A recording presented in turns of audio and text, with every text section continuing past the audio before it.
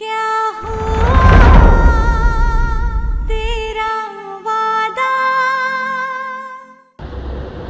जैसे कि हमारी कंपनी का रूल है कि हम टाइम टाइम पे हमारे हर एम्प्लॉय का प्रोग्रेस मॉनिटर करते हैं और आज की ये मीटिंग उसी सिलसिले में बुलाई गई है। हमें हमारे एचआर डिपार्टमेंट से जो डेटा मिले हैं उसके मुताबिक पिछले साल के मुकाबले में इस साल बाकी सारे एम्प्लॉय का प्रोग्रेस 10% डाउन गया है,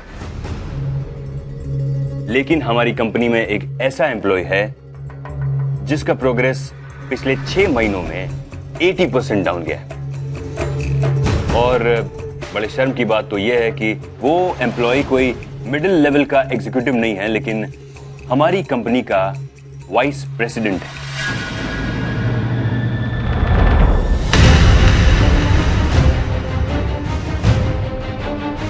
Yes, Pradeep.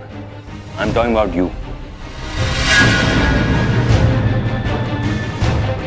ये जानबूझकर मोना के सामने मुझे नीचा दिखाना चाह रहा है। प्रोफेशन में पर्सनल चीजें लेकर आ रहा है। और ऐसा बिल्कुल मत समझना कि मैं कोई पर्सनल रीजन की वजह से ये सब कुछ बोल रहा हूं। हमारे पास फैक्ट्स हैं, रिकॉर्ड्स हैं और वो ये सब कुछ बोल रहे हैं, मैं नहीं। और अगर तुम खुद अपनी परफॉर्मेंस को रिव्यू करोगे तो तुम्हें एहसास होगा कि तुमने पिछले साल कितना पुअर परफॉर्म किया है। लिहाजा मैं तुम्हें इतना कहना चाहता हूं Pradeep, you better pull up your socks.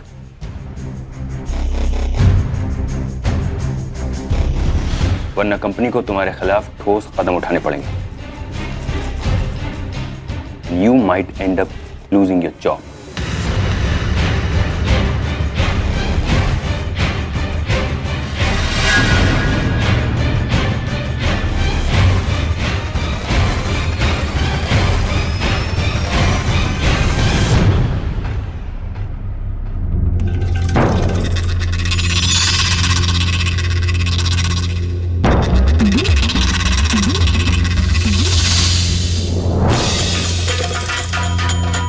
All right, guys.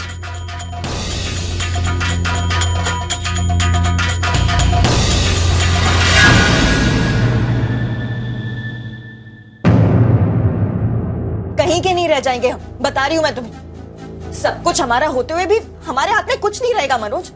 मलिका, मैं तुम्हें 100 बार समझा चुका हूं, तुम्हारी समझ में नहीं आता ना। देखो, पापा मम्मी जो भी कर रहे हैं ना, तुमने बस करने दो। ओह गॉड मनोज, ऐसे श्रवण कुमार बनना बंद करो and be practical, face the reality. Manoj देखो, घर हमारा है पर गुणगान किसका होता है? मोना भाभी का। सेवा हम करते हैं मम्मी पापा की, लेकिन इंपॉर्टेंस मोना भाभी को मिलती है। अरे उनकी शादी तो ऐसे करवा रहे हैं जैसे कोई 16 साल की लड़की की शादी करवा रहे हो। अपनी सारी एफडी के पैसे मोना भाभी की शादी में खर्च कर देंगे, हमारे लिए कुछ नहीं रखने वाले। और मुझे एक बात बताओ, उनके पास ये सारे पैसे आए कहां से? हाँ, अरे होंगे उनकी पेंशन के पैसे। और ये पैसे बचे कैसे? मनोज, उनके कोई खर्चे नहीं है और बाकी जो छोटे मोटे खर्चे हैं वो हम देते हैं, तो कायदे से ये पैसे हमें मिलने चाहिए। देखो मनोज, अभी भी वक्त है, संभल जाओ और कुछ करो, नहीं तो बाद में ना सिर्फ हाथ मलते रह जाओगे और सब कुछ मोना भाभी का हो जाएगा। देखो, मैं ना बोलते हुए बहुत बुरी लगती हूँ ना तुमको, पर इस बार ना कुछ नहीं चलेगा। इस बार बोलना तुम्हें पड़ेगा, ऐसे चुप बैठने से काम नहीं चलेगा मनोज।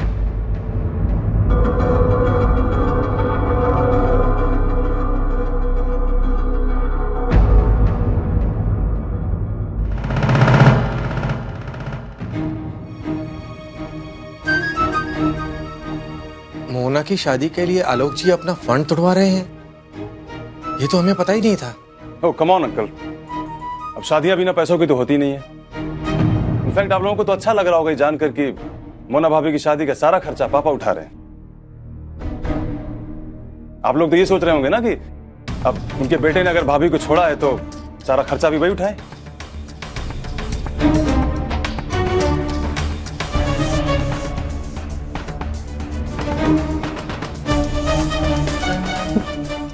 नहीं पुत्र, अब हमको सच में नहीं मालूम सी। और आपको इतना तो मालूम होगा ना कि तानी भी इसी घर की बेटी है, कल को उसकी भी शादी होनी है। अब अगर पापा सारा पैसा मोना भाभी की शादी में खर्च कर देंगे तो तानी की शादी के लिए पैसा कहां से आएगा? मुझे तो हैरानी होती है आप लोगों को देखकर। सब कुछ जानते समझते हुए भी आप लोग हाथ पर हाथ रख के बैठे हुए। शादी आपकी बेटी की और सारा पैसा मेरे पापा खर्च करें। नहीं पुत्र, हम आपके पापा से एक नया पैसा नहीं लेंगे। अभी जिंदा है हम लोग, अपनी बेटी की शादी का खर्चा हम उठा सकते हैं।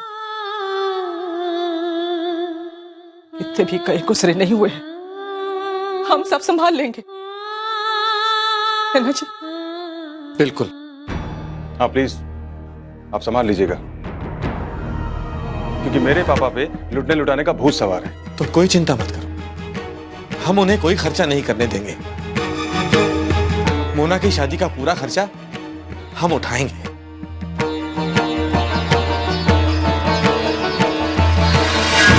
जरूर मल्लिका भाभी ने भड़काया होगा भैया को, तभी ऐसी बातें कर रहे हैं इनके पेरेंट्स। बेचारी मोना भाभी, अगर उन्हें ये सब पता चलेगा तो कितना बुरा लगेगा उन्हें। क्या हुआ तेरा वादा।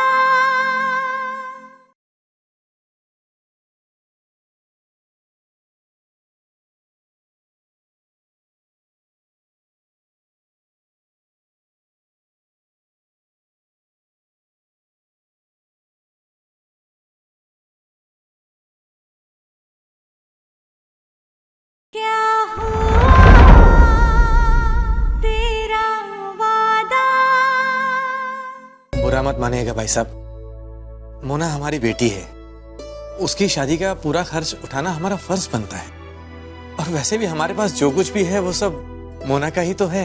लेकिन आप भूल गए हैं कि एक दिन आप ही ने मुझसे कहा था कि अब आपसे पहले मैं उसका पिता हूं, तो अपनी बेटी की शादी में मैं क्यों नहीं खर्चा कर सकता? एक बार मौका मिला है तो हमें भी कुछ कर लेने दीजिए। आंटी बिल्कुल सही कह रही है, हमें उनकी खुशी का भी तो ख्याल रखना चाहिए। आखिर मोना भाभीयों की इकलौती बेटी है, तो अगर शादी का सारा खर्चा वो उठाना चाहे तो इसमें कोई प्रॉब्लम नहीं होनी चाहिए, राइट? हाँ पापा, एक्चुअली उनको करने दीजिए ना, उनके भी कुछ अरमान होंगे। अंकल आप इतनी जिद कर ही रहे हैं तो ठीक है, आप ही खर्चा कर लीजिएगा। पापा, जिद इनकी नहीं है, जिद इन दोनों की। क्या? अंकल आंटी से ज्यादा तो आप लोग चाहते हैं कि मोना भाभी की शादी का खर्चा ये लोग उठाएं, है ना? ऐसी बात नहीं है पुत्र, हम तो खुद ही। प्लीज अंकल, मैं सब कुछ जानती हूँ। जिस वक्त मनोज भैया आपसे ये सब कह रहे थे उस वक्त मैं भी वहीं पे थी।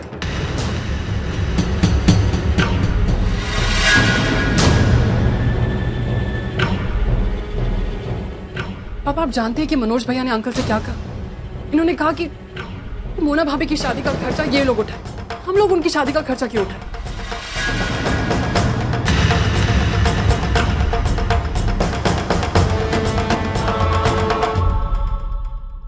अरे ऐसे सर झुका के क्या खड़े हो तुम? हाँ, हमने कोई चोरी नहीं की है जो ऐसा शर्मिंदा होना पड़े। पूरा दिन ऑफिस में मेहनत करते हैं, घर का खर्च उठाते हैं, और जब हक की बात आई तो सब कुछ मोना भाभी का। ताने मत सुनाओ बहू, अगर ये जो काम करते हो ना तुम दोनों, तो अपने लिए करते हो, हमारे लिए नहीं। आज तक एक भी पैसा नहीं लिया तुमसे। जाने दीजिए पापा, अगर अब मैं कुछ कहूंगी ना तो बेकार में आपको बुरा लग जाएगा। अरे नहीं बोलना, बोल, मैं सुनना चाहता हूँ, क्या बोलना चाहती, बोल। पापा, आप हमसे खर्चे के पैसे नहीं लेते, लेकिन फिर भी घर के 100 खर्चे होते हैं। अब जो दिन भर रूम में एसी चालू करके बैठते हैं, आपको अंदाजा भी है कि इलेक्ट्रिसिटी का बिल कितना आता है?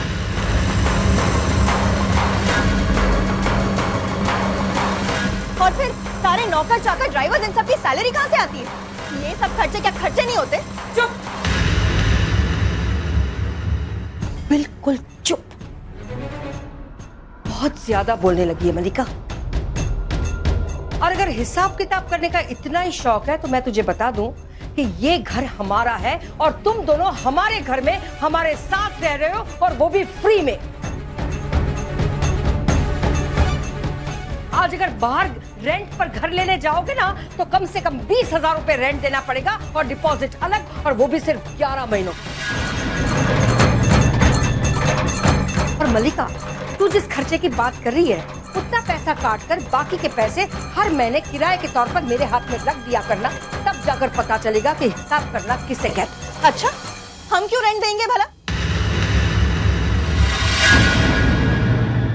मनोज इस घर के बेटे हैं, इसलिए इस घर पर बराबर का हक बनता है हमारा। भाभी, हक तो मेरा भी है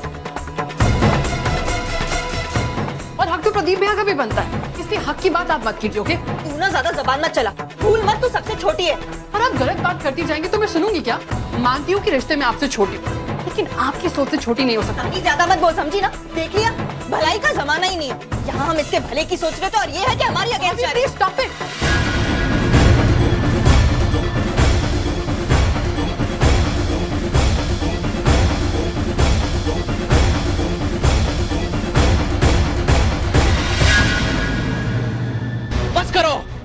बस करो, चुप हो जाओ तुम लोग, चुप हो जाओ, बस करो, बस करो,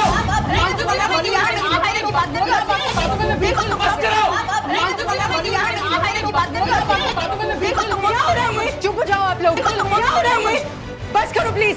पापा बैठिए आप, पापा प्लीज बैठिए। माँ क्या कर रही हैं आप? आपको पता है ना पापा की तबीयत के बारे में। शांत हो जाइए आप प्लीज। रानी प्लीज पानी लेकर आ जल्दी। पापा आप ठीक है ना? मैंने कितनी बार कहा आपको टेंशन मत लो मेरे लिए इतनी, प्लीज पापा। मैंने तुम सबसे पहले भी कहा है और अब आखिरी बार कह रहा हूं कि मोना की शादी का खर्चा मैं उठाऊं।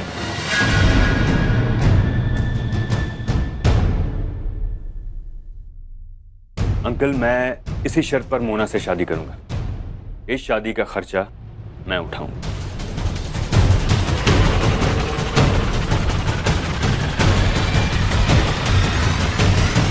पर बेटे, ये सही नहीं है। किसने कहा सही नहीं है? इनफैक्ट यही सही है। मैंने मोना का हाथ मांगा है तो ऑब्वियसली शादी का खर्च भी मैं ही उठाऊंगा। लेकिन विनीत, लेकिन कुछ नहीं अंकल। देखिए, सबसे इंपॉर्टेंट आपकी हेल्थ है। आप अपनी हेल्थ संभालिए बस। और आपको तो अभी अपने पोते पोतियों की शादियां देखनी है। आपको फिट रहना पड़ेगा, ऐसा नहीं चलेगा। हाँ,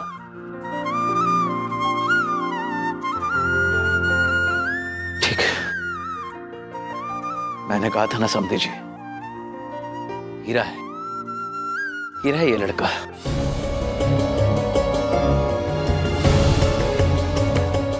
मोना के लिए बिल्कुल ठीक है। और विनीत बेटा, ये मोना के माता पिता।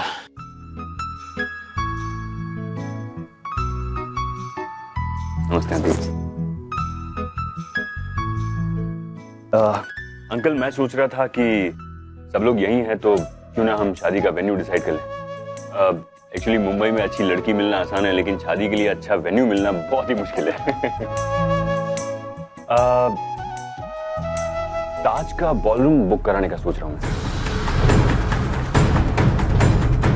आई नो फ्यू पीपल देयर, तो वो लोग सब कुछ मैनेज कर लेंगे। और आप लोग जितने लोगों को बुलाना चाहें बुला सकते हैं, कोई प्रॉब्लम नहीं है। अंकल, आपका क्या कहना है? Is that fine?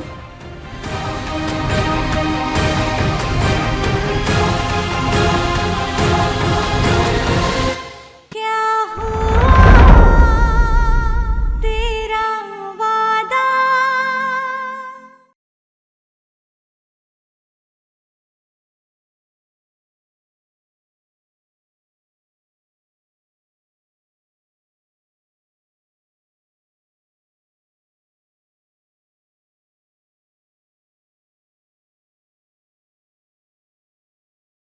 क्या हुआ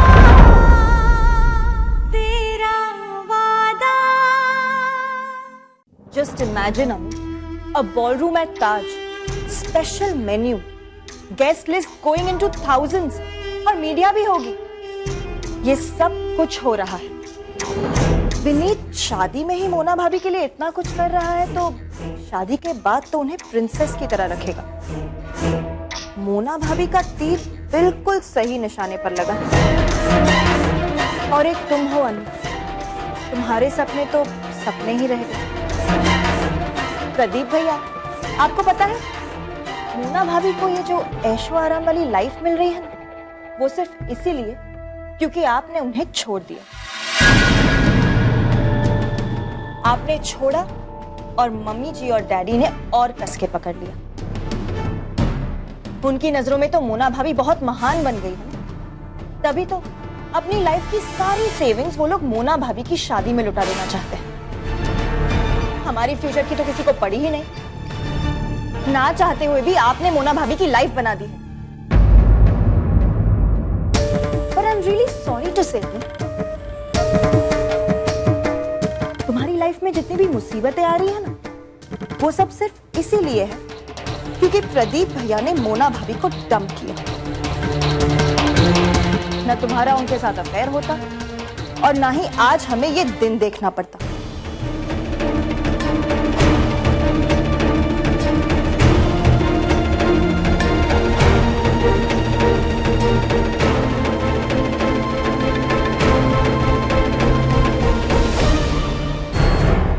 इस आदमी के लिए मैंने सब कुछ छोड़ा और इसके पास कुछ भी नहीं है मुझे देने के लिए।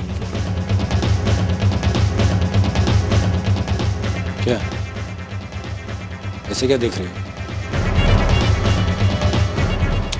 अब मैंने क्या किया है? प्रदीप मैं प्लीज अब तुम शुरू मत हो जाना। प्रदीप मुझे तुमसे कुछ जरूरी बात करनी है। मुझे लगता है कि बहुत जल्द तुम्हारी जॉब जाने वाली है।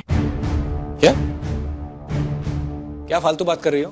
फालतू बातें नहीं कर रही हूँ प्रदीप, मैं सोच समझ कर कह रही हूँ। पिछले कुछ महीनों में ऑफिस में तुम्हारी परफॉर्मेंस कैसी रही तुम्हें अच्छी तरह से पता है प्रदीप। इस सिचुएशन में तुम्हारी जॉब को बचाना इज नेक्स्ट टू इम्पॉसिबल, और इस टाइम में हमारी शादी भी हो रही है। प्रदीप मैंने बहुत सोचा, मुझे एक लैविश लाइफ चाहिए, एक लैविश शादी चाहिए। मुझे इस सोसाइटी कंपाउंड में शादी नहीं करनी है। ऐसी शादी चाहिए जो सालों तक लोग उसे याद करें।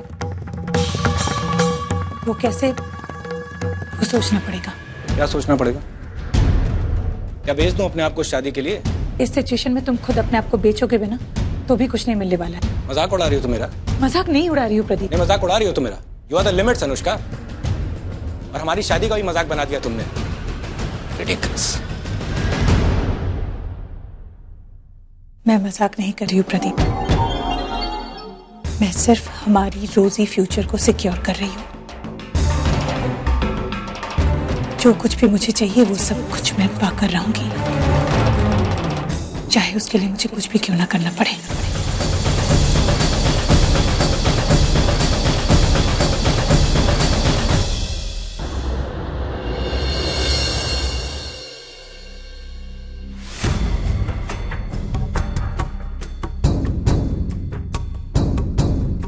Hi Anu, just give me a minute.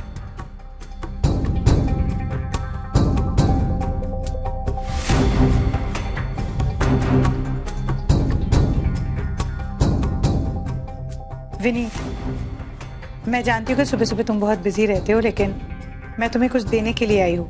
5 minute का ब्रेक ले सकते हो? Yeah, tell me.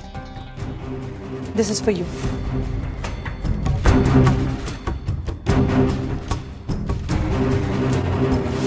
देखोगे नहीं?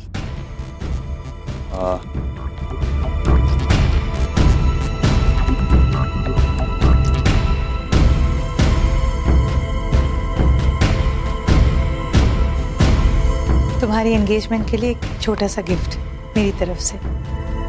I hope you like it. Yeah, I liked it. Thank you so much. Vineet, unfortunately हम दोनों एक दूसरे की शादी अटेंड नहीं कर पाएंगे क्योंकि हमारे होने वाले लाइफ पार्टनर्स पहले एक दूसरे के लाइफ पार्टनर थे। It's little awkward, लेकिन हम लोग दोस्त थे और हमेशा रहेंगे। Wish you all the best and a very happy life with Mona. Thank you and same to you. Thank you. Hello. Yeah, do one thing. Hold all calls right now for 5 minutes. Yeah? Okay.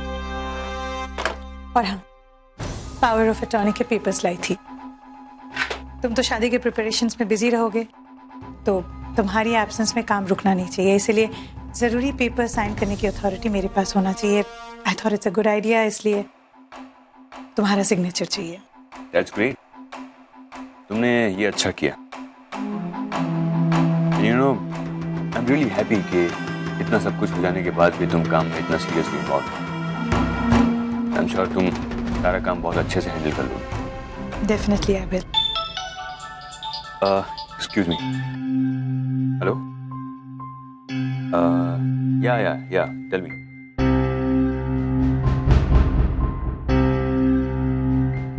Yeah, just hold on. Yeah.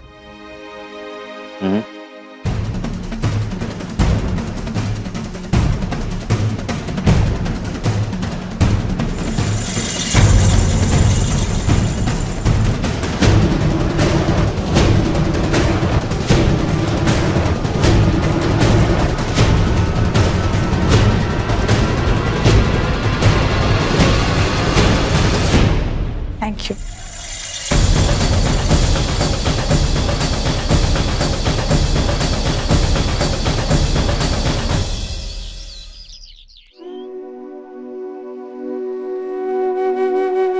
पुत्र, मैं मानती हूँ प्रदीप ने जो किया ना वो सही नहीं किया, पर जहां तक तेरे सास ससुर का सवाल है, वो तो तुझे अपनी बेटी की तरह मानते हैं ना। हाँ मम्मा, मुझे पता है। फिर तो तुझे ये भी पता होगा कि विनीत के मम्मी पापा आलोक जी और सुहासी जी ऐसे नहीं है। और उसकी दादी, तूने ही बताया था ना कि पहले कुछ मुश्किल हुई थी तेरे को उनके साथ। तेरे नए घर में एडजस्ट करना बड़ा मुश्किल होगा तेरे लिए। मैं सब कुछ मैनेज करने की कोशिश करूंगी मम्मा। और जहाँ विनीत सर की फैमिली का सवाल है, वो विनीत सर की जिम्मेदारी है। इतना आसान नहीं होता है बच्चे, उसे घर वालों को देखना होगा। आप अभी से इतनी आगे की क्यों सोच रहे हो? ले, अभी से सोचेंगे तभी तो आगे की प्लानिंग कर पाएंगे। पुत्र, मेरे को ना एक आइडिया है। आइडिया? और पुत्र, मैं सोच रही थी कि शादी के बाद बच्चों को हम अपने साथ दिल्ली ले जाते हैं। देख, उनकी तो छुट्टियां शुरू हो जाएंगी, तो बच्चों के लिए तो चेंज हो जाएगा और हमको भी थोड़ा अच्छा लग जाएगा। और तब तक पुत्र उस नए घर में, नए परिवार में अच्छे से एडजस्ट भी कर लेगी। मुझे पता था ऐसा ही होगा। अब मम्मा भी हमें दिल्ली भेजने की कोशिश कर रही हैं। नहीं माँ, मेरे लिए मेरे बच्चे मेरा परिवार है माँ। मैं उनके बगैर एक दिन भी नहीं रह सकती। और रहा सवाल उनको दिल्ली लाने का, तो मैं उन्हें अपने साथ लेकर आऊंगी, लेकिन मैं उन्हें अकेले नहीं छोड़ सकती माँ।